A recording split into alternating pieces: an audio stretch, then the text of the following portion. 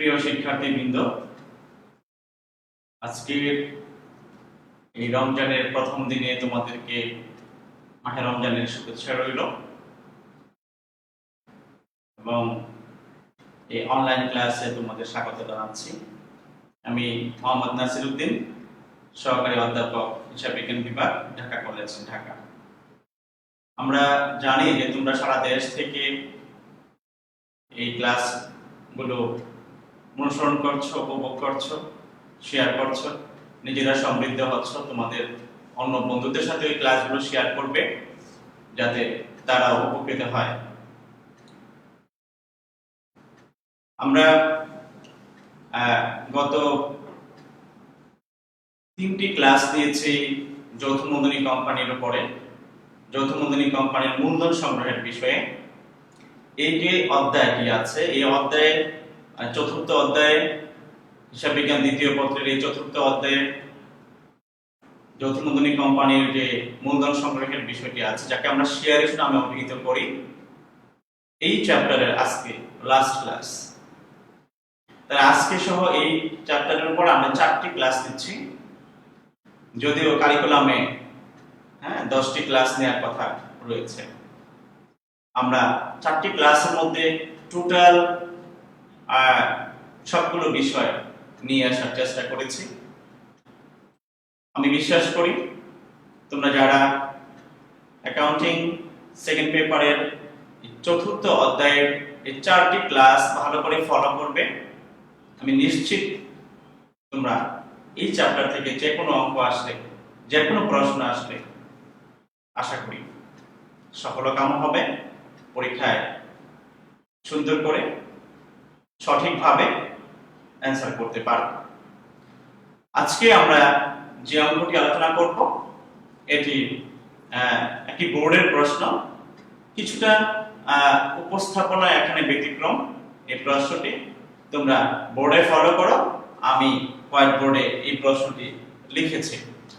তো এখানে দেখতে পাচ্ছি যে চট্টগ্রাম বোর্ডে 2017 সালে এই প্রশ্নটি এসেছে এবং এই জাতীয় প্রশ্ন পরবর্তীতে আরো এসেছে। 18-19-এ যদি প্রশ্নগুলো দেখো, এই জাতীয় প্রশ্ন আছে এবং বিভিন্ন কলেজের টেস্ট পরীক্ষাতেও এই জাতীয় প্রশ্নগুলো আছে।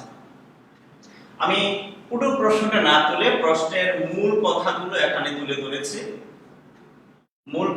তুলে ধরেছি, তোমরা আমি পয়েন্ট আকারে লিখেছি। তোমরা দেখো যে এখানে বলা আছে যে কোনো একটা কোম্পানির অনুমোদিত মূলধন যে প্রতি শেয়ার 10 টাকা করে 2 লাখ শেয়ারে বিভক্ত। এখানে একটা কোম্পানির একটি শেয়ারের মূল্য 10 টাকা। একটি শেয়ারের মূল্য কয় টাকা?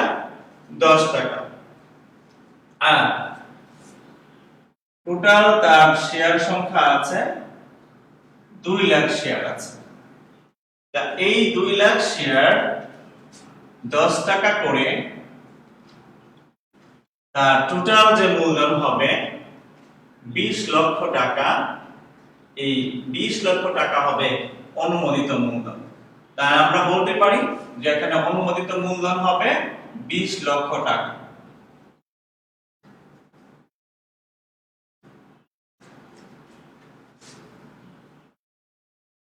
অনুমোদিত মূলধন হবে 20 লক্ষ টাকা। প্রিয় শিক্ষার্থীবৃন্দ, এই যে অনুমোদিত মূলধন, এই অনুমোদিত মূলধনের একটি অংশ কোম্পানি ইস্যু করেছে, একটি অংশ বাজারে তারা বিক্রি করবে। যে পরিমাণ অংশ বাজারে বিক্রি করবে সেই পরিমাণ শেয়ারকে আমরা বলবো ইস্যুকৃত মূলধন, সেই পরিমাণ মূলধনকে বলবো আমরা ইস্যুকৃত মূলধন। তো এখানে লক্ষ্য করি দ্বিতীয় পয়েন্টে এসে আমি উল্লেখ করেছি যে 70% শেয়ার ইস্যু করে কোম্পানিটি, 70% শেয়ার ইস্যু করে। তাহলে তার টোটাল মূলধনের 70% শেয়ার সে ইস্যু করে। তার টোটাল শেয়ার আছে 2 লাখ। 2 লাখ শেয়ারের মধ্যে থেকে সে 70% শেয়ার ইস্যু করবে। তাহলে তার ইস্যুকৃত মূলধন কত হবে? 2 লাখ শেয়ার যদি হয়, শেয়ার সংখ্যা যদি হয় 2 লাখ, সেই 2 লাখ শেয়ারের 70%, দ্যাট মিন্স 1,40,000। এই 1,40,000 শেয়ার 1,40,000 শেয়ার কোম্পানি ইস্যু করবে। তাহলে ইস্যুকৃত মূলধন হবে 1,40,000 শেয়ার ইনটু 10 টাকা। আমি আবার রিপিট করছি যে প্রশ্নে বলা আছে কোম্পানি 70% শেয়ার ইস্যু করে। 70% শেয়ার যদি কোম্পানি ইস্যু করে তাহলে লক্ষ্য করো যে এই 70% শেয়ারের পরিমাণ কত। কোম্পানির টোটাল মূলধন আছে 2 লক্ষ শেয়ার, 20 লক্ষ টাকা। এটি আমাদের অনুমোদিত মূলধন। এই 2 লক্ষ শেয়ারের মধ্য থেকে সে 70% শেয়ার জনগণের কাছে বিক্রয় করবে বলে প্রসপেক্টাস ইস্যু করে, প্রচারপত্র বিলি করে, পত্রিকায় বিজ্ঞপ্তি দেয়। তাহলে এই যে পরিমাণ শেয়ার সে বাজারে বিক্রি করবে বলে ইস্যু করছে, প্রসপেক্টাস বিলি করছে, তাকে আমি বলছি ইস্যুকৃত মূলধন। তাহলে ইস্যুকৃত মূলধন হবে 70% শেয়ার, দ্যাট মিন্স 2 লক্ষ শেয়ার ইনটু 70%, টোটাল 1,40,000 শেয়ার। এই 1,40,000 শেয়ার কে আমি যদি বলি 10 টাকা করে প্রতি শেয়ারের মূল্য, তাহলে এখানে এই 14 লক্ষ টাকা হবে আমার ইস্যুকৃত মূলধন। ইস্যুকৃত মূলধন হবে এটা। এটা কি মূলধন হবে? ইস্যুকৃত মূলধন।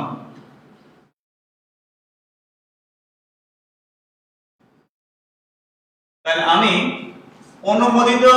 অনুমোদিত মূলধন পেয়েছি আমরা 20 লক্ষ টাকা, আর ইস্যুকৃত মূলধন পেয়েছি আমরা 14 লক্ষ টাকা। অনুমোদিত মূলধন পেয়েছি 20 লক্ষ টাকা, আর ইস্যুকৃত মূলধন পেয়েছি 14 লক্ষ টাকা। এই 14 লক্ষ টাকা আমার ইস্যুকৃত মূলধন।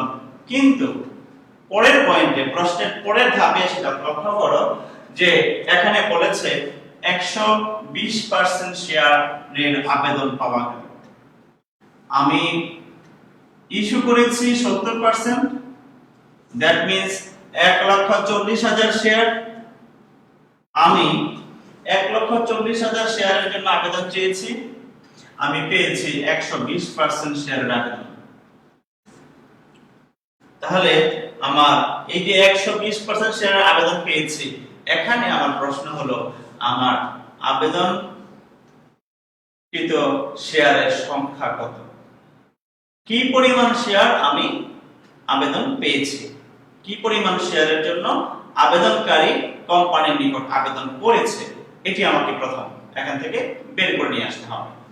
তাহলে আমাকে এখানে তাহলে নির্ণয় করতে হচ্ছে 120% শেয়ারের আবেদন পাওয়া গেল। এই আবেদনকৃত শেয়ারের সংখ্যা আমাকে এখান থেকে বের করে নিয়ে আসতে হবে। তাহলে আবেদন যে পেলাম, সেই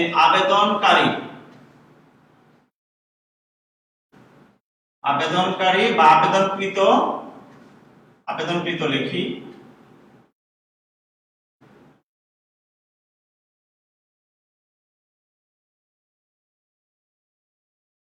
শেয়ার সংখ্যা। আবেদনকৃত শেয়ার সংখ্যা আমি ইস্যু করেছি 1,40,000 শেয়ার। তাহলে 1,40,000 শেয়ার ইস্যু করেছি। এই 1,40,000 শেয়ার ইস্যু করেছি, দ্যাট ইজ আমার 100% শেয়ার। আমি যেগুলো ইস্যু করেছি, যে পরিমাণ শেয়ার ইস্যু করেছি, সেই ইস্যুকৃত শেয়ার মানে 1,40,000, 1,40,000 হলো 100% আমার কাছে। তো এই 100% 1,40,000, বাট আমি আবেদন পেয়েছি 120%, মানে 1,40,000 এর 120% আমি আবেদন পেয়েছি। তাহলে 1,40,000 শেয়ারের মধ্য থেকে আমি যদি 100% আবেদন পাইতাম, তাহলে আমি বলতাম 1,40,000 আমার আবেদন সংখ্যা। 100% পেলে আমি পেয়েছি 20% অতিরিক্ত। যে 20% আমি অতিরিক্ত পেয়েছি, তাহলে 120% এ কত হবে? আমরা সবাই জানি, ক্যালকুলেটর ইউজ করি। তাহলে এটা পেয়ে যাব যে 1,40,000 শেয়ারের মধ্যে 120% কত হয়। আমরা একটু রাফ করে দেখতে পারি। এখানে যে 1,40,000 দ্যাট মিন্স হলো 100%। আর 20% যদি বলি তাহলে 1,40,000 ইনটু 20%, তাহলে 20% এ কত হয়? এটা কাটা যাবে 14,000 28,000 শেয়ার হবে, অর্থাৎ 28,000 শেয়ার আর হলো 1,40,000 শেয়ার, এই দুটো করলে আমরা এখানে পাবো 1,68,000 শেয়ার। এই 1,68,000 এখানে শেয়ার সংখ্যা। 1,68,000 শেয়ারকে আমি বলতেছি 120%। তাহলে কি হলো? 120% শেয়ারের আবেদন পাওয়া গেল। আবেদনকৃত শেয়ারের সংখ্যা হবে আমার 1,40,000 শেয়ার, 120% 1,68,000। এই 1,68,000 শেয়ারের আবেদন আমি পেয়েছি। আমার পাওয়ার কথা ছিল কত? 1,40,000 শেয়ারের আবেদন পাওয়ার কথা ছিল। 1,40,000 শেয়ারের আবেদন যদি পেতাম তাহলে আমি বলতাম আমি 100% শেয়ারের আবেদন পেয়েছি। আমি আবেদন পেয়েছি 120% শেয়ার।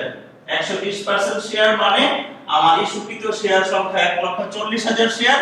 এই 1,40,000 শেয়ারের মধ্যে থেকে আমি আবেদন পেয়েছি 120%, তাহলে আমার আবেদনকৃত শেয়ারের সংখ্যা হবে 1,40,000 ইনটু 120%, 1,68,000। এই 1,68,000 শেয়ারের মধ্যে আমি এখন চাইলেও 1,68,000 বিক্রি করতে পারবো না। কেন পারবো না? প্রশ্ন হতে পারে।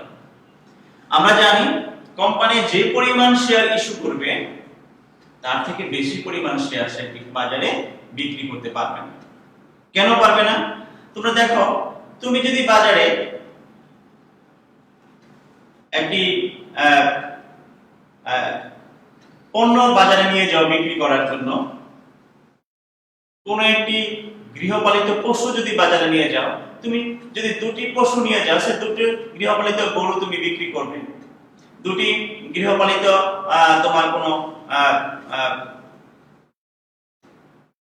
বাজারে নিয়ে গেছো ছাগল বিক্রি করবে, তাহলে যতটুকু নিবে তুমি তো ততটুকু বিক্রি করতে পারবে। তুমি কি তার থেকে বেশি বিক্রি করতে পারবে? আমার কাছে ফল আমি বাজারে নিয়ে গেলাম, সে আমি 1 ডজন কলা বাজারে বিক্রি করার জন্য নিয়ে গেলাম। তো 1 ডজন কলা যদি আমি বিক্রি করার জন্য নিয়ে যাই, আমি 1 ডজনই বিক্রি করতে পারবো, 1 ডজন এর বেশি বিক্রি করতে পারবো না। চাহিদা বেশি থাকলেও আমি বেশি বিক্রি করতে পারবো না। এখানে ঠিক সেম একটা কন্ডিশন, যে এখানে কি হয়েছে, এখানে আমি বাজারে বিক্রি করার জন্য প্রস্তাব করেছি যে 1,40,000 শেয়ার বাজারে বিক্রি করব। আমি আবেদন পেয়েছি কত? 1,68,000 শেয়ার। আমি চাইলেও এখন 1,40,000 এর বেশি বিক্রি করতে পারবো না। এটি আইন আমার কাছে পারমিট করে না। সো আমি এখানে দেখব অতিরিক্ত কি পরিমাণ আবেদন আমার কাছে আছে। অতিরিক্ত কি পরিমাণ আবেদন আছে? তো অতিরিক্ত আছে কত? আমার 1,40,000 শেয়ার ছিল, আমি আবেদন পেয়েছি 1,68,000। তো 1,68,000 এখান থেকে যদি মাইনাস করে দেই তাহলে আমার থাকবে কত? 28,000 শেয়ার। এই যে 28,000 শেয়ার আমার আছে, এটা অতিরিক্ত আবেদন।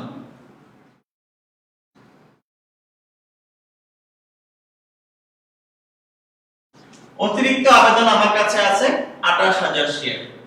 এই অতিরিক্ত আবেদনের টাকা, আবেদনকৃত শেয়ারের টাকা এখন আমি জনগণকে কি করব? ফেরত দিব। যারা আবেদন করেছে তাদেরকে ফেরত দিব। তাহলে এখানে দেখো পরের প্রশ্নের এই প্রশ্নের যে অংশটি এখানে আছে যে 100% শেয়ার বিলি করা হবে। আমি এই কথাগুলোই বলছিলাম যে 100% শেয়ার বিলি করা মানে আমি বাজারে যে পরিমাণ পণ্য নিয়ে যাব বিক্রি করার জন্য আমি সেই পরিমাণ সবটুকু বিক্রি করতে পারবো যদি চাহিদা থাকে, আর চাহিদা কম থাকলে যতটুকু চাহিদা ততটুকু বিক্রি করতে পারবো। তো এখানে দেখা যাচ্ছে চাহিদা আমার বেশি অনেক, আমি 1,40,000 শেয়ার বিক্রি করব, বাট আমার চাহিদা হয়েছে কত 1,68,000। 1,68,000 থেকে বলা হয়েছে 100% শেয়ার বিক্রি করা হলো। 100% মানে 1,40,000 শেয়ার। এই 1,40,000 শেয়ার বিক্রি করা হলো। বিক্রি করা হলো মানে বিক্রয় করা হলো, বন্টন করা হলো, ডিস্ট্রিবিউশন করা হলো।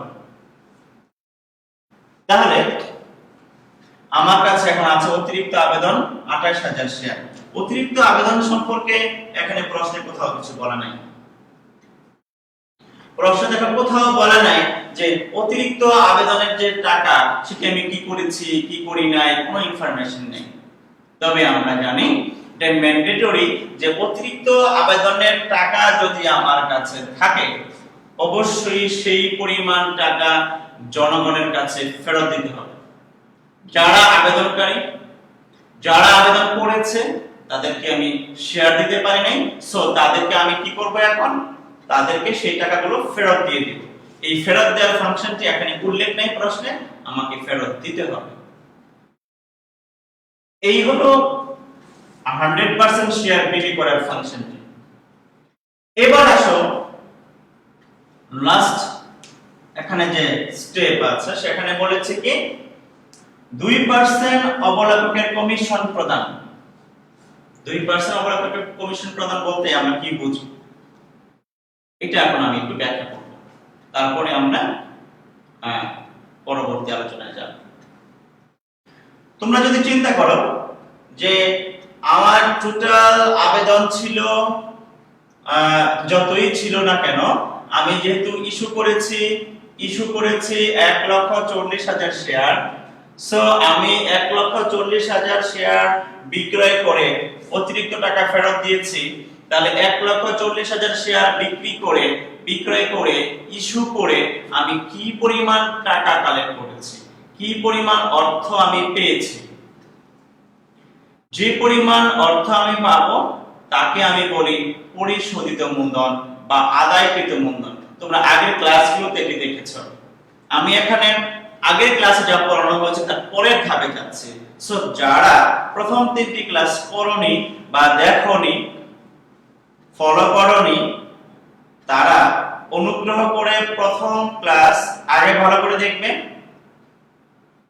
তারপর দ্বিতীয় ক্লাস ফলো করবে, তারপর তৃতীয় ক্লাসটি ফলো করবে। আমাদের কলেজের ফেসবুক পেজে আছে, ইউটিউব চ্যানেলে দেওয়া আছে। ঢাকা কলেজ অনলাইন ক্লাস নামে যে আমাদের ইউটিউব চ্যানেল আছে সেখানে আছে। আমাদের ঢাকা কলেজের ফেসবুক পেজ আছে, ঢাকা কলেজ 1841 এখানে আছে। তোমরা প্রথম 3টি ক্লাস সিরিয়ালি দেখবে। প্রথম 3 নাম্বারটা দেখতে যাবে না, প্রথম দেখবে হলো 1 নাম্বার ক্লাস, তারপরে 2 নাম্বার ক্লাস, তারপরে 3 নাম্বার ক্লাস। এগুলো দেখে এসে আজকের ক্লাসটা যদি ফলো করো দেখবে তোমার কোনো প্রবলেম এই চ্যাপ্টারে থাকবে না ইনশাআল্লাহ। তাহলে আমি আবারও যাচ্ছি, আমি গত ক্লাসে কিন্তু এটি বুঝিয়েছি। সো গত ক্লাসটি যে ভালো করে করেছো সে এটি আরো সহজে বুঝবে, যে গত ক্লাসটা করো নাই সে এখানে এসে একটু বুঝতে সমস্যা হবে।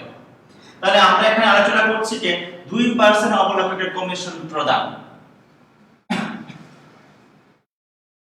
তো 2% যদি কমিশন প্রদান করা হয়, সেই কমিশন প্রদান করা হয় সাধারণত, এটা মনে রাখবে, আদায়কৃত মূলধনের উপর, যাকে আবার আমরা কেউ বলি যে পেইড আপ ক্যাপিটালের উপর, পেইড আপ ক্যাপিটাল বা পরিশোধিত মূলধনের উপর।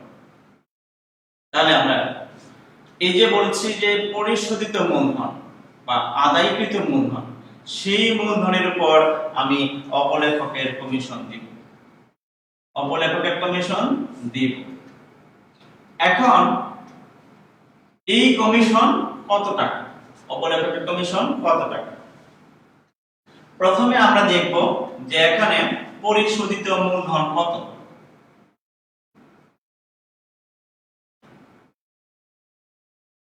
পরিশোধিত মূলধন সমান সমান পরিশোধিত মূলধন হবে আমার যে ইস্যুকৃত শেয়ার আছে, কত ইস্যুকৃত মূলধন, ইস্যুকৃত শেয়ার সংখ্যা 1,40,000, আমার 10 টাকা করে প্রতি শেয়ারের মূল্য, প্রতি শেয়ারের মূল্য 10 টাকা হলে আমার ইস্যুকৃত মূলধন হবে 14 লক্ষ টাকা। এই 14 লক্ষ টাকা হবে আমার পরিশোধিত মূলধন।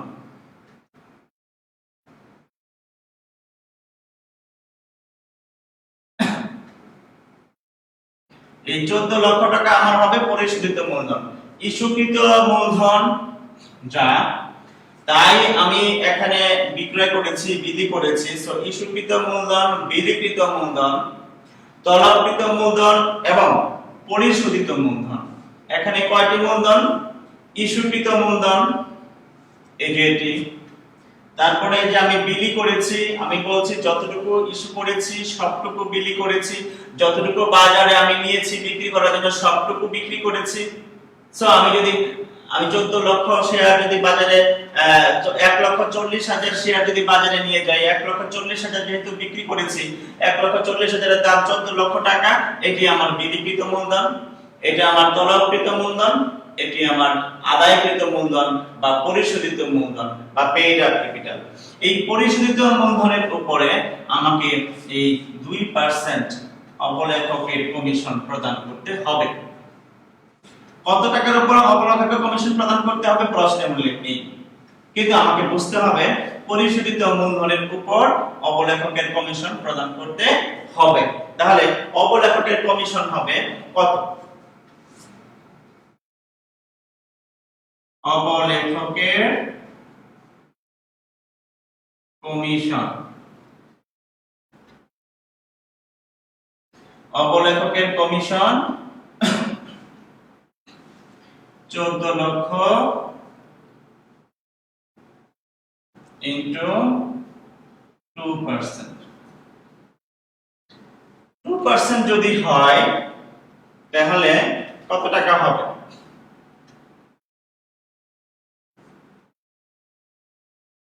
28,000 টাকা। তোমরা এখান থেকে এই দুটো শূন্য যদি কেটে দাও, 2 দিয়ে যদি গুণ করো, 14,000 কে 2 দিয়ে গুণ করো, 28,000 টাকা। অবশ্য তোমরা কিছু হলে ছোটখাটো গুণ বিয়োগ হলে ক্যালকুলেটর প্রেস করো। এই ছোটখাটো গুণগুলো হাতে যদি করো তাহলে দেখো কম সময় লাগবে, পরীক্ষায় দ্রুত আগাতে পারবা। কিছু হলে 10 এর সাথে 10 যোগ করলে 20 হয়, এটি আমি অনেকেই দেখি যে ক্যালকুলেটরে যোগ করতে যায়। এটি করবা না, ছোটখাটো গুণগুলো, ছোটখাটো পার্সেন্টেজ গুলো এগুলো মুখে মুখে করে ফেলবা। তাহলে এই 14 লক্ষ টাকার 2% 28,000 টাকা, এটি হবে আমার অবলেখকের কমিশন, এটি আমার প্রদান করতে হবে। তাহলে আজকের যে প্রশ্নটি, আজকে আমি যে প্রশ্নটি নিয়ে কথা বলছি, এই জাতীয় প্রশ্ন প্রায় পরীক্ষায় বিভিন্ন সময় এসেছে। বিভিন্ন টেস্ট পেপারগুলো দেখো, বোর্ডের প্রশ্নগুলো বইগুলোতে দেখো, এই জাতীয় প্রশ্ন মাঝে মাঝে আসে। একটু উপস্থাপনা ভিন্ন রকমের, এখানে ডিটেইলস ওই গদবাঁধা কথাগুলো নাই, উদ্দীপকটা অন্যভাবে একটু সাজানো। বাট আমরা একটু চিন্তা করলে খুব সহজে এই প্রশ্নটি অ্যানসার করতে পারি। তাহলে ইস্যুকৃত মূলধন পেয়েছি, আবেদনকৃত শেয়ারের সংখ্যা কত সেটি জেনেছি, আমি কি পরিমাণ শেয়ার বিলি করেছি সেটি পেয়েছি, আমি অবলেখকের কমিশন কত সেটি পেয়েছি। এবার কেউ আমাকে পার্সোনালি প্রশ্ন করেছে, অনেক ছাত্ররা আমাকে প্রশ্ন করেছে, স্যার অবলেখকের কমিশন কি, এটা ভালো করে বুঝি নাই। অবলেখকের কমিশন প্রদান করলাম এটা বুঝলাম, কিন্তু অবলেখকের কমিশনটা কি এটা ভালো করে বুঝি নাই স্যার, এটা একটু যদি ব্যাখ্যা দিতেন। তাহলে আমি এই অবলেখকের কমিশনটা সম্পর্কে একটু তোমাদেরকে বুঝাই। এই অবলেখকের কমিশন কি, অবলেখকের কমিশন বলতে আমরা কি বুঝি? গত ক্লাসে আমি বলেছি এই সম্পর্কে যে যৌথ মূলধনী কোম্পানি, একটি যৌথ মূলধনী কোম্পানি, একটা বড় কোম্পানি, বৃহৎ কোম্পানি, সে আমি যদি ধরি যে একটি রিনাউন্ড কোম্পানি বেক্সিমকো লিমিটেড বা একটা স্কয়ার লিমিটেড, স্কয়ার কোম্পানি, এরকম বড় বড় যে কোম্পানিগুলো আছে, তারা আসলে শেয়ার ইস্যু সম্পর্কিত কাজ করে না।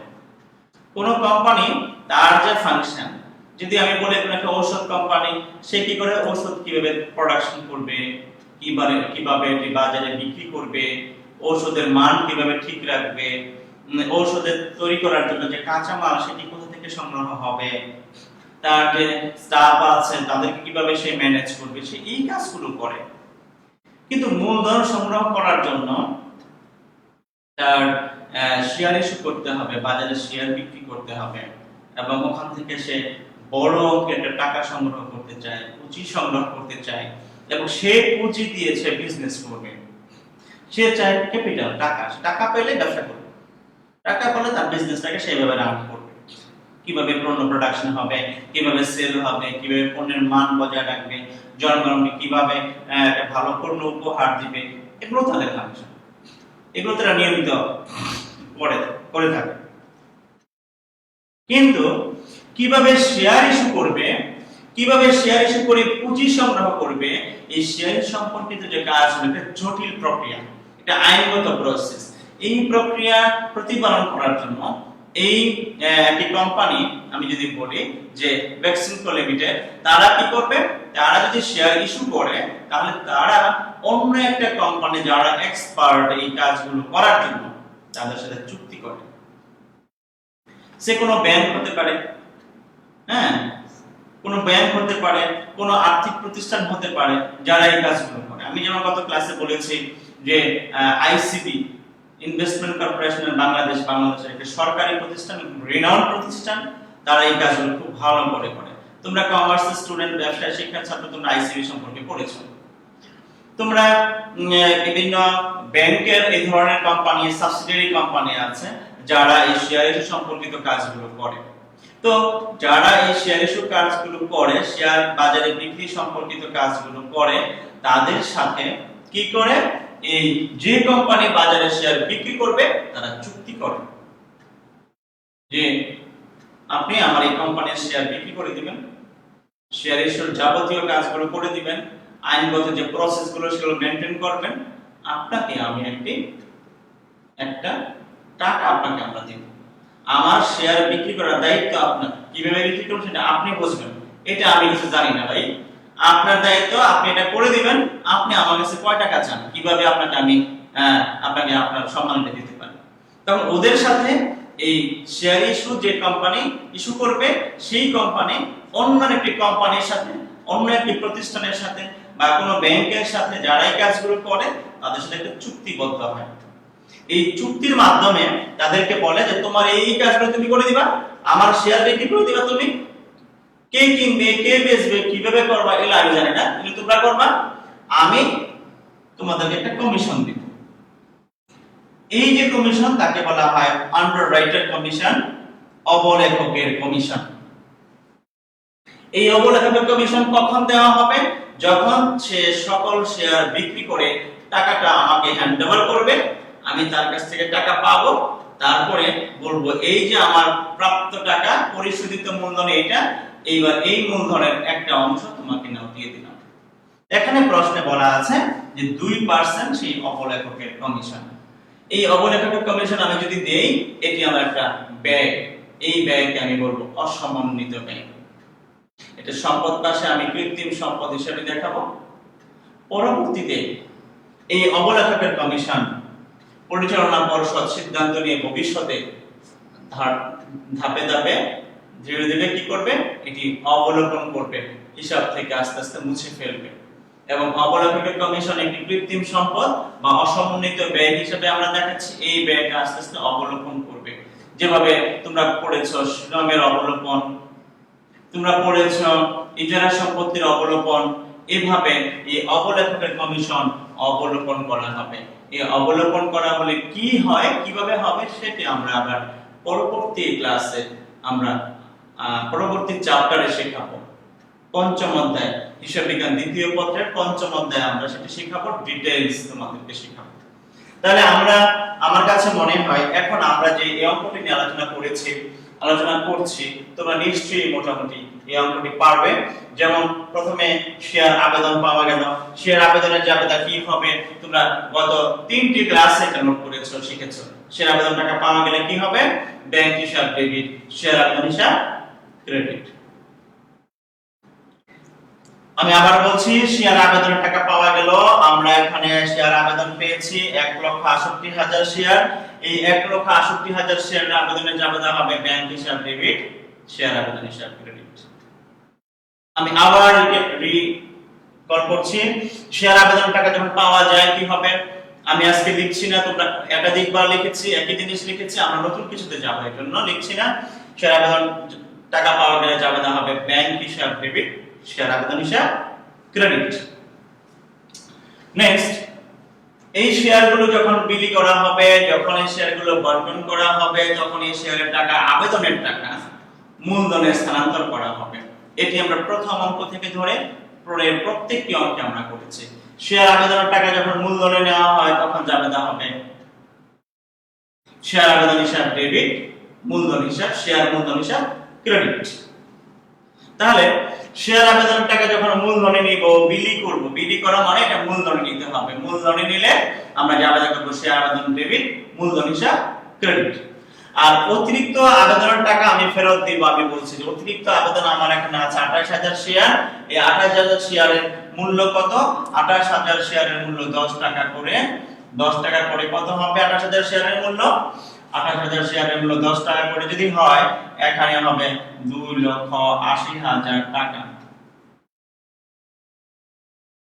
এই টাকাটা আমি কি করব? অতিরিক্ত আবেদনের টাকা, এই টাকাটা আমি ফেরত দিব। যদি আমি এটা শেয়ার হোল্ডারদের ফেরত দিই তাহলে আমি কি লিখব? ফেরত দিলে আমি লিখব শেয়ার আবেদন হিসাব ডেবিট, ব্যাংক হিসাব ক্রেডিট। তাহলে আমরা এই জাবেদাগুলো সব পারবো।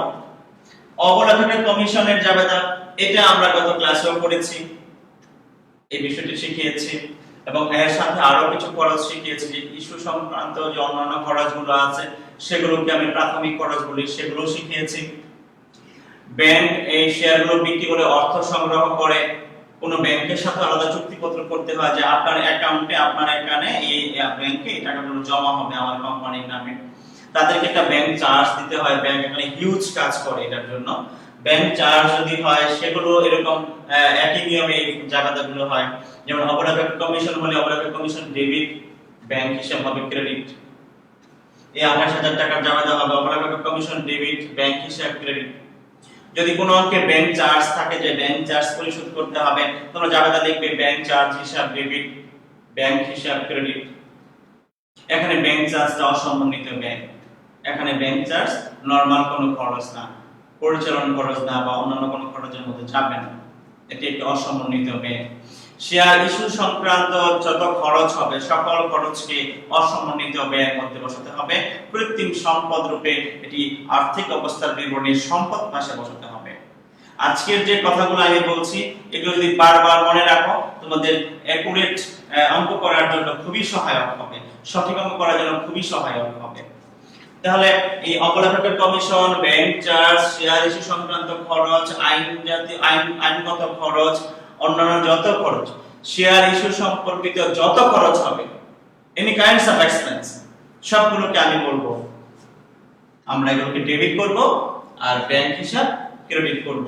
এবং এই খরচগুলো, টোটাল যে খরচগুলো, এই সবগুলো খরচ আর্থিক অবস্থার বিবরণীর কোন পাশে যাবে? সম্পদ পাশে যাবে। কি নামে যাবে? অসমন্বিত ব্যয় নামে টাইটেল দিব, শিরোনাম লিখব। সেই অসমন্বিত ব্যয় লিখে তার আন্ডারে আমাকে দিতে হবে। এই অসমন্বিত ব্যয় লিখে যে প্রাথমিক খরচ এত টাকা, অবলেখকের কমিশন এত টাকা, ব্যাংক চার্জ এত টাকা, এইভাবে আমাকে টোটাল টাকাগুলো বসাতে হবে। তাহলে আমি আশা করছি তোমরা এই অঙ্কটা এখন করতে পারবে। হ্যাঁ, আমরা পরবর্তী ধাপে ইনশাআল্লাহ যাব। আমি চাই তোমরা এই অঙ্কটি সুন্দর মতো করো। আমি সবগুলো আলোচনা করেছি।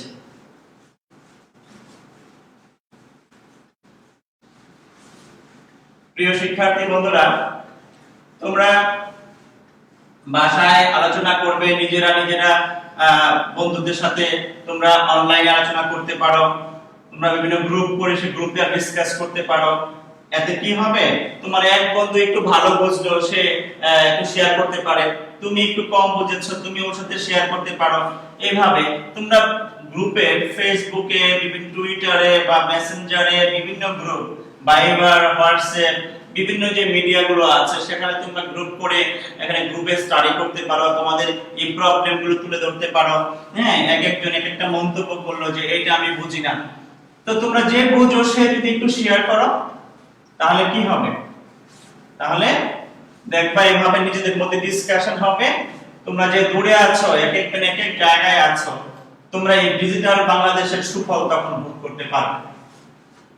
আমি যে কথাগুলো বলছিলাম যে আমাদের আলোচনার উপরে এই একটা কোশ্চেনের উপরে তুমি পড়াশোনা করছো, তুমি নিজে প্র্যাকটিস করছো, ফলে তুমি অঙ্ক করতে যায় কোন একটা প্রবলেম ফেস করলে তোমাদের মধ্যে এই শিক্ষার্থী তোমাদের মধ্যে বন্ধুরা যদি গ্রুপ করে নাও, যে আমরা যেমন মনে করো একটা যখন এমনি প্র্যাকটিস করি তখন আমরা দেখি ছেলেরা লাইব্রেরিতে বসে গ্রুপ ওয়ার্ক করছে, একটা গ্রুপ ওয়ার্ক করছে, একটা স্টাডি করছে, প্র্যাকটিস করছে।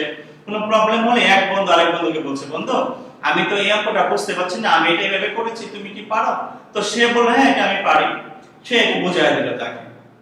তখন এই কাজটা তোমরা তখন একসাথে বসে করতে পারছো না, তোমরা এক একজনের বাসায় আছো। হ্যাঁ, কেউ হয়তো ঢাকায় আছো, কেউ হয়তো রাজশাহীতে আছো। তো যে যেখানে থাকো না কেন, তোমরা যদি একটা গ্রুপ করে নাও, যে এই গ্রুপে তোমরা কি করবা, যে অ্যাকাউন্টিং গ্রুপ, এই গ্রুপে তোমরা কি করলা, যে তোমাদের আলোচনাগুলো তুলে ধরলা, যে এই অঙ্কটা আমি এভাবে করেছি, আমার এই প্রবলেম হয়েছে। তো যে পারে সে তোমার সাথে শেয়ার করবে, তাহলে কি হবে, এভাবে নিজেদের মধ্যে ডিসকাশন হবে। একেবারে একজন, দুজন, তিনজন, পাঁচজন, 10জন করে যদি এভাবে শেয়ার করে একটা গ্রুপে, দেখবা যে তোমরা নিজেরা উপকৃত হবে। ঠিক আছে, আমরা এবার পরের ধাপে যাব।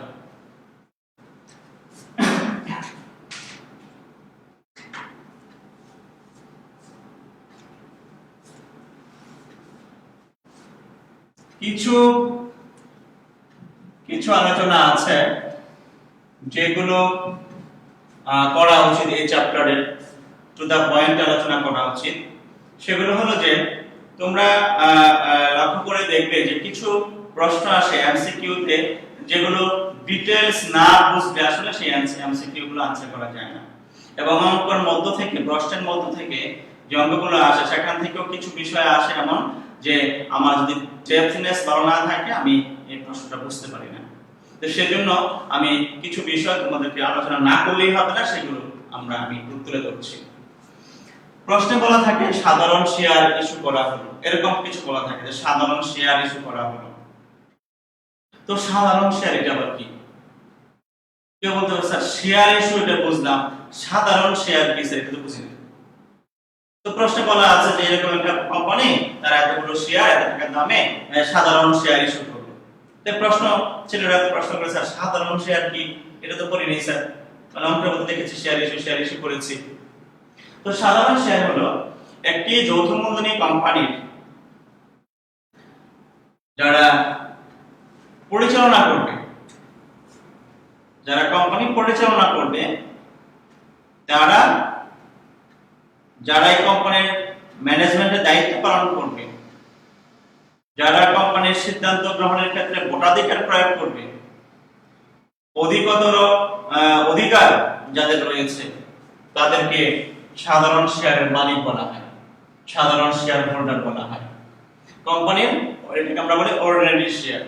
কোম্পানি যখন গঠন করা হয়, কোম্পানি আইনে বিভিন্ন ধরনের শেয়ার ইস্যু করার প্রস্তাব থাকতে পারে, তাদের পরিমেয় নিয়মাবলীতে থাকতে পারে। তো বিভিন্ন ধরনের শেয়ার আছে, আমরা একটু সেগুলো নিয়ে আলোচনা করবো, যেগুলো ইম্পর্টেন্ট সেগুলো নিয়ে আলোচনা করবো। হ্যাঁ, তো তোমরা এই বিষয়গুলো আবার তোমাদের ব্যবসায় সংগঠন ব্যবস্থাপনা সেই সাবজেক্টেও পড়েছো, সেখানে এগুলো আছে। সো আমি ওইদিকে যাচ্ছি না, আমার এই অঙ্কের জন্য, এই যৌথ মূলধনী কোম্পানির মূলধনের জন্য বা শেয়ার ইস্যু এই চ্যাপ্টারের জন্য যেগুলো রিলেটেড সেই বিষয়গুলো আমি আলোচনা করছি।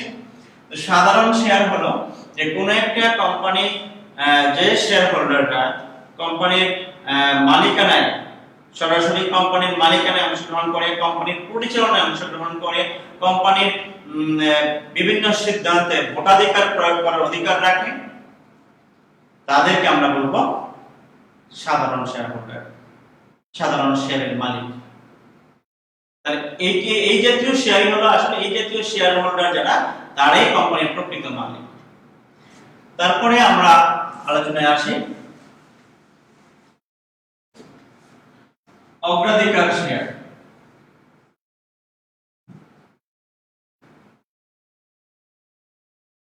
অগ্রাধিকার শেয়ার, অগ্রাধিকার শেয়ার কি? যৌথমূলধনী কোম্পানির পরিচালকগণ সিদ্ধান্ত নিয়ে তারা কি করতে, উদ্যোক্তাগণ সিদ্ধান্ত নিয়ে তারা অগ্রাধিকার শেয়ার ইস্যু করতে পারে। অগ্রাধিকার শেয়ার হলো যে শেয়ার হোল্ডাররা কোম্পানির কাছ থেকে একটা নির্দিষ্ট পরিমাণ প্রফিট, লভ্যাংশ অগ্রাধিকার ভিত্তিতে পাবে। যেমন এই অগ্রাধিকার শেয়ারের ক্ষেত্রে প্রায় আগে একটা পার্সেন্টেজ বসানো থাকে যে 10% অগ্রাধিকার শেয়ার। এর অর্থ হলো তারা 10% লভ্যাংশ পাবে প্রতি বছর। কোম্পানির নিকট থেকে তারা 10% লভ্যাংশ পাবে। কোম্পানি যদি অনেক অধিক মুনাফাও করে তথাপি তারা এই 10% লভ্যাংশ পাবে, এর বেশি পাবে না। অগ্রাধিকার ভিত্তিতে তারা এই লভ্যাংশ পাবে। অগ্রাধিকার শেয়ার যারা ক্রয় করবে তারা নির্দিষ্ট হারে এই লভ্যাংশ পাবে এবং তারা কোম্পানির পরিচালনায় অংশগ্রহণ করতে পারে না। তাহলে অগ্রাধিকার শেয়ারের মালিক যারা কোম্পানির পরিচালনায় অংশগ্রহণ করতে পারে না, তারা তাদের ভোটাধিকার সীমাবদ্ধ রয়েছে। তারা চাইলে তাদের নিজস্ব স্বার্থ ব্যতীত ওই লভ্যাংশের স্বার্থ বা নিজস্ব স্বার্থের বাইরে কোনো ভোটাধিকার প্রয়োগ করতে পারে না। কোম্পানির ডিসিশন মেকিং এ তারা কাজ করতে পারে না। কোম্পানির অন্যান্য দায় দায়িত্ব তারা পালন করতে পারে না। তাহলে অগ্রাধিকার শেয়ার হলো জাস্ট তারা বিনিয়োগকারী এবং তারা কোম্পানির শেয়ারের মালিক, অগ্রাধিকার শেয়ারের মালিক। তারা অগ্রাধিকার ভিত্তিতে লভ্যাংশ পাবে এবং তাদের লভ্যাংশের পরিমাণ কত হবে সেটা পূর্ব নির্ধারিত থাকে। সেই পূর্ব নির্ধারিত হারে তারা লভ্যাংশ পাবে। এবং কোম্পানি যদি কখনো বিলোপ সাধন হয় তাহলে অগ্রাধিকার ভিত্তিতে তাদের মূলধন তারা ফেরত পাবে। এই হলো অগ্রাধিকার শেয়ার। সাধারণত পরীক্ষায় এই সাধারণ শেয়ার এবং অগ্রাধিকার শেয়ার আসে। যেমন সাধারণ শেয়ার ইস্যু করার যে ফাংশন, অগ্রাধিকার শেয়ার ইস্যু করারও সেম ফাংশন। তবে তোমাদের এরকম পার্সেন্টেজ থাকে, ওই পার্সেন্টেজ জন্য কোনো কাজ করতে হবে না যে 10% অগ্রাধিকার শেয়ার ইস্যু করা হলো, 10% এর কোনো ফাংশন আবার অঙ্কে করা লাগবে কিনা, এই ধরনের প্রশ্ন তোমরা আমাকে পড়ো ক্লাসে। তো এই 10% অগ্রাধিকার হোক, 12% অগ্রাধিকার শেয়ার হোক, আমাকে এই পার্সেন্টেজের উপর কোনো ফাংশন অঙ্কের মধ্যে প্রয়োগ করতে হবে না। এবার আমি পরের ধাপে যাই।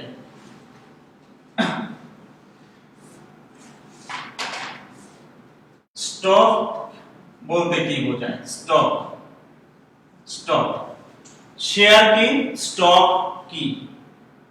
তো স্টক বলতে আমরা কি বুঝি? শেয়ার বুঝেছি আমরা, শেয়ার কি বিভিন্ন ভাবে আলোচনা করেছি, প্রায় আলোচনা হয়েছে, তোমরা বুঝেছো। স্টক বলতে কি বোঝায়?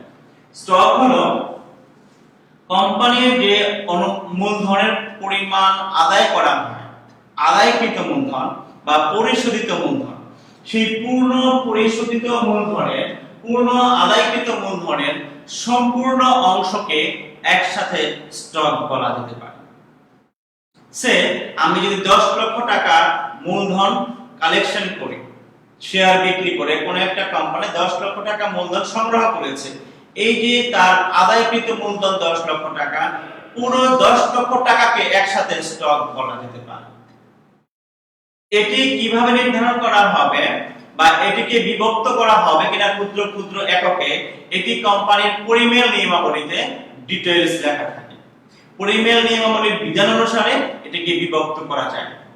যেমন আমি যদি বলি আমার পূর্ণ পরিশোধিত মূলধন 10 লক্ষ টাকা, এটিকে আমি 10টা লটে ভাগ করব, 10টা ভাগে ভাগ করে নিব, তাহলে একটা স্টকের পরিমাণ আমি বলবো 10টা ভাগ দিয়ে 10 দিয়ে যদি ভাগ করি 10 লক্ষ টাকারে, তাহলে একটা স্টকের পরিমাণ হবে 1 লক্ষ টাকা। তাহলে স্টক এখানে হয়ে যাবে 10টি। 10 লক্ষ টাকা আমার যদি এখানে আদায়কৃত মূলধন হয়, এই আদায়কৃত মূলধন যদি আমার 10 লক্ষ টাকা হয়, আর আমার এই আদায়কৃত মূলধনের উপরে যদি পরিমেয় নিয়মাবলীতে এরকম বিধান থাকে যে স্টকে আমরা 10টা স্টকে ভাগ করব, তাহলে স্টকের সংখ্যা যদি থাকে 10টি, আমি এটিকে 10 দিয়ে যদি ভাগ করি তাহলে আমি পাবো কত? 1 লক্ষ টাকা। এই 1 লক্ষ টাকা হবে আমার এন্ট্রি স্টক। তাহলে স্টক হলো আমার পরিশোধিত বা আদায়কৃত মূলধনের সম্পূর্ণ অংশ অথবা একটি অংশ বিশেষ, একটি অংশ বিশেষ পরিশোধিত মূলধনের। আমরা এবার আলোচনা করি ঋণপত্র বলতে কি বোঝায়। ঋণপত্র এগুলো তোমাদের সিলেবাসে আছে। ঋণপত্র ইস্যু করা হয়, কোম্পানি ঋণপত্র ইস্যু করে, যেভাবে কোম্পানি শেয়ার ইস্যু করে সেভাবে কোম্পানি কি করে? ঋণপত্র ইস্যু করে। ঋণপত্র কোম্পানি আমরা জানি বন্ড ইস্যু করে, আমরা বলি বন্ড ইস্যু। তোমরা পড়েছো, বিভিন্ন ফিনান্সে পড়েছো, তোমরা ম্যানেজমেন্টের সাবজেক্টে পড়েছো, অ্যাকাউন্টিং এ এখানে আছে। তো ঋণপত্র তোমরা পেয়েছো, বিভিন্ন অঙ্কে পেয়েছো, 9 এ 10 এ এবং একাদশে তোমাদের ফার্স্ট পেপারে অ্যাকাউন্টিং ফার্স্ট পেপারে ঋণপত্র পেয়েছো। এই ঋণপত্র কোম্পানি কি করে? ইস্যু করে।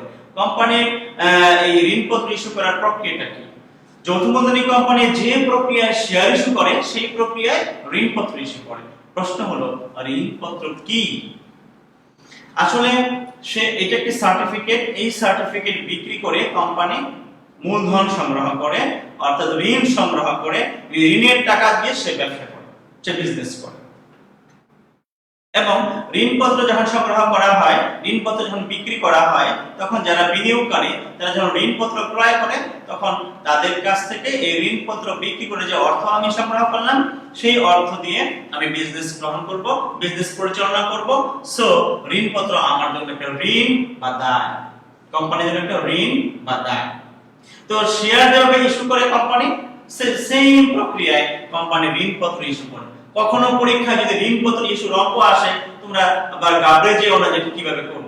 যেমন ঋণপত্রের আবেদন পাওয়া গেল, ব্যাংক হিসাব ডেবিট, ঋণপত্রের আবেদন হিসাব ক্রেডিট। তোমরা আগে লেখছো শেয়ার আবেদন হিসাব ক্রেডিট, এখন লিখবা ঋণপত্রের আবেদন হিসাব ক্রেডিট। আগে লিখেছো ব্যাংক হিসাব ডেবিট, শেয়ার আবেদন হিসাব ক্রেডিট। যদি ঋণপত্রের আবেদন টাকা পাও, তুমি লিখবে ব্যাংক হিসাব ডেবিট, ঋণপত্রের আবেদন হিসাব ক্রেডিট। অন্য কোনো চেঞ্জ নেই। তাহলে আমার সেকেন্ড চ্যাপ্টারে আমরা করেছি শেয়ার আবেদন হিসাব ডেবিট, শেয়ার মূলধন ক্রেডিট। এবার লিখব ঋণপত্র আবেদন হিসাব ডেবিট, ঋণপত্র হিসাব ক্রেডিট। এটা একটা ঋণ বা দায়। আসলে এখানে শেয়ার ইস্যুর যে প্রক্রিয়া আছে সেই প্রক্রিয়া ফলো করা হয়। এখানে নতুন কোনো কিছু নেই। শেয়ারের পরিবর্তে তোমরা ঋণপত্রের অঙ্ক থাকলে তুমি জাস্ট ঋণ, শেয়ারের পরিবর্তে ঋণপত্র শব্দটা প্রয়োগ করবা, আর সব ঠিক থাকবে। শেয়ার মূলধনটা আমরা মূলধন বা মালিকানা সত্ত্ব বলি, আর ঋণপত্রটাকে আমি দায় হিসেবে দেখাবো, দীর্ঘমেয়াদী দায়ের মধ্যে বসাবো। কোম্পানির মালিকানা সত্ত্ব এবং যে দায়, ওখানটায় আমি দায় পাশে দেখাবো ঋণপত্র। তাহলে ঋণপত্র হলো এখানে কোম্পানি এটি সংগ্রহ করে ঋণপত্র ইস্যু করে কি করে? বিজনেস পরিচালনা করে ঋণ সংগ্রহ করে। আসলে এটা ঋণ, ওয়ান কাইন্ডস অফ লোন। তারপরে আমরা দেখি যে bonus share. Bonus share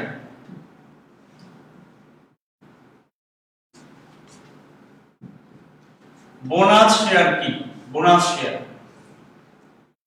share বুঝেছি আমরা ঋণপত্র বুঝেছি। শেয়ারের অনেকগুলো প্রকার ব্যাচ শিখেছি, যে অগ্রাধিকার শেয়ার, সাধারণ শেয়ার, আরো অন্যান্য আছে। বোনাস শেয়ার কি? বোনাস শেয়ার হলো কোম্পানির বিদ্যমান যারা শেয়ার হোল্ডার, সাধারণ শেয়ার হোল্ডার, কোম্পানির যারা সাধারণ শেয়ার হোল্ডার বা বিদ্যমান শেয়ার হোল্ডার, তাদেরকে কোম্পানি বছর শেষে একটি লভ্যাংশ দিয়ে থাকে। সেই লভ্যাংশ কোম্পানি নগদ দিতে পারে, ক্যাশ হিসেবে দিতে পারে। সেই লভ্যাংশ কোম্পানি ক্যাশ না দিয়ে শেয়ার দিতে পারে। কি দিতে পারে? শেয়ার দিতে পারে। কোম্পানি ক্যাশ টাকা না দিয়ে লভ্যাংশ বাবদ শেয়ার দিতে পারে। যদি কোম্পানি লভ্যাংশ বাবদ শেয়ার দেয়, সেই শেয়ারকে বলা হয় বোনাস শেয়ার। আসলে এটি তখন মূলধনের সাথে, শেয়ার মূলধনের সাথে যোগ হয়ে যায়। কখন সে বোনাস শেয়ার দিয়ে থাকে? কোম্পানির কাছে হিউজ পরিমাণ প্রফিট হয়েছে, কোম্পানি তারা প্রচুর প্রফিট করেছে, কিন্তু তাদের সেই প্রফিটের টাকা অন্যত্র ইনভেস্ট করে ফেলেছে, হাতে ক্যাশ কম আছে, নগদ টাকা ক্যাশ নাই, নগদ টাকা আমার হাতে নাই। তো ক্যাশ টাকা যদি না থাকে কোম্পানি লভ্যাংশ ক্যাশ দিতে পারে না, তখন ক্যাশ লভ্যাংশ না দিয়ে সে বোনাস শেয়ার ইস্যু করে দেয়। যখন সে বোনাস শেয়ার ইস্যু করে তখন তার কি হয়, তার সঞ্চিতি বা ব্যালেন্স উদ্বৃত্ত, সঞ্চিতি এবং উদ্বৃত্তগুলো কমে যায় আর শেয়ার মূলধন বেড়ে যায়। এই জন্য একটা জাবেদা হয় যে সঞ্চিতি ও উদ্বৃত্ত, যে টাকা থেকে বোনাস শেয়ার দেওয়া হবে সেই সঞ্চিতি বা উদ্বৃত্ত যাই থাকবে সেটি হবে ডেবিট আর শেয়ার মূলধন হবে ক্রেডিট।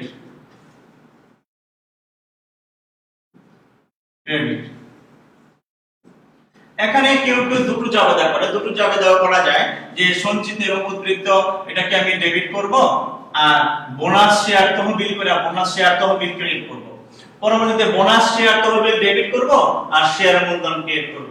এরকম দুটি জাবেদা করা যায়, একটি জাবেদা করা যায়। দুটি জাবেদা যদি করো তাহলে কি লিখবা আমি একটু দেখে দিচ্ছি। সঞ্চিতি উদ্বৃত্ত ডেবিট আর বোনাস শেয়ার তহবিল ক্রেডিট। আর পরবর্তী জাবেদাটা হবে বোনাস শেয়ার তহবিল ডেবিট, বোনাস শেয়ার তহবিল ডেবিট আর শেয়ার মূলধন ক্রেডিট।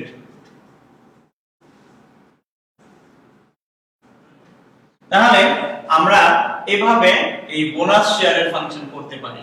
বোনাস শেয়ারের উপরে এরকম দুটি জাবেদা করা যায়, একটি জাবেদা করা যায়। আমরা এবার আলোচনা করি একটু রাইট শেয়ার নিয়ে। রাইট শেয়ার বা অধিকার শেয়ার। আমাদের হাতে সময় প্রায় শেষের দিকে। আমরা দেখি এবার রাইট শেয়ার। রাইট শেয়ার এটা কি? রাইট শেয়ার মানে অধিকার শেয়ার। বিদ্যমান যারা শেয়ার হোল্ডার, কোম্পানির যারা সাধারণ শেয়ার হোল্ডার, কোম্পানির যে মালিক, সেই শেয়ার হোল্ডারদের মধ্যে আমি নতুন করে যদি আবার শেয়ার ইস্যু করি, যেমন আমার কাছে 10 লক্ষ শেয়ার মূলধন আছে, 10 লক্ষ টাকা আছে মূলধন।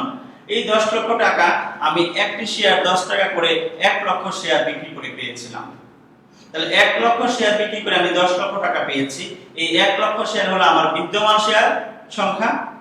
এখন আমি যদি চিন্তা করি যে আমার 10 লক্ষ টাকা পুঁজি আছে, আমার এই পুঁজি দরকার আরো 10 লক্ষ টাকা, তাহলে আরো যদি 10 লক্ষ টাকা আমার শেয়ার আমার মূলধন দরকার হয়, সেই মূলধনটা আমি অন্য কারো কাছে শেয়ার বিক্রি না করে আমার বর্তমান যে শেয়ার হোল্ডার আছে তাদেরকে আগে প্রস্তাব দিতে হবে যে তোমরা কেউ এই শেয়ার কিনবা কিনা।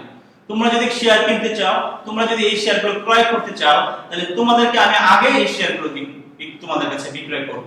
তাহলে আমি 1 লক্ষ শেয়ার আছে বর্তমান, আমি আরো 1 লক্ষ শেয়ার আমি বিক্রি করতে চাই। তাহলে এখন যারা একটা শেয়ারের মালিক আছে তাকে আমি প্রস্তাব দিব যে তুমি তো একটা শেয়ারের মালিক, তুমি আরেকটা শেয়ার কিনতে পারো। আমরা তোমার কাছে এই শেয়ারটি অগ্রাধিকার ভিত্তিতে বিক্রি করতে চাই। তোমার একটা অধিকার, তোমার একটা রাইট, তোমাকে আমি এই শেয়ারটা দিতে চাই। সেজন্য এটাকে বলা হবে রাইট শেয়ার বা অধিকার শেয়ার। যদি সে এই শেয়ার কিনতে আবেদন না করে, যদি সে এই শেয়ার কিনতে না চায়, তবে এই শেয়ারটি আমি অন্যত্র বিক্রি করতে পারবো। তাহলে যতক্ষণ পর্যন্ত সে কিনবে না ততক্ষণ পর্যন্ত এটা তার অধিকার, তার রাইট। তাকে নির্দিষ্ট একটা সময় দেওয়া হবে যে যারা যারা বর্তমানে শেয়ার হোল্ডার আছেন তারা নির্দিষ্ট এই তারিখের মধ্যে আবেদন করবে। তারা যদি ওই আবেদনের যে নির্দিষ্ট তারিখ, ওই তারিখের মধ্যে আবেদন করে, তাদেরকে আমরা সেই শেয়ারগুলো অবশ্যই দিব। আর তারা যদি আবেদন কেউ না করে, কেউ যদি নিতে না চায়, আগ্রহী না হয়, তখন যারা আগ্রহী হলো না সেই পরিমাণ যে সংখ্যাটি আছে, ওই পরিমাণ সংখ্যা, সে 100 শেয়ার ক্রয় করার জন্য কেউ আবেদন করেনি, সেই 100 শেয়ার আমি তখন অন্যত্র বিক্রি করে দেব। তাহলে বিদ্যমান শেয়ার হোল্ডারদের মধ্যে নতুন করে যদি শেয়ার ইস্যু করা হয়, যে পরিমাণ শেয়ার ইস্যু করা হবে সেই পরিমাণ শেয়ার ইস্যু টাকা তারা নতুন করে আমাদেরকে পরিশোধ করবে। আর বোনাস শেয়ারের জন্য কোনো টাকা পরিশোধ করবে না, তারা ফ্রি এই শেয়ারগুলো পাবে। আর রাইট শেয়ারের জন্য তারা নতুন করে আমাকে পেমেন্ট করবে।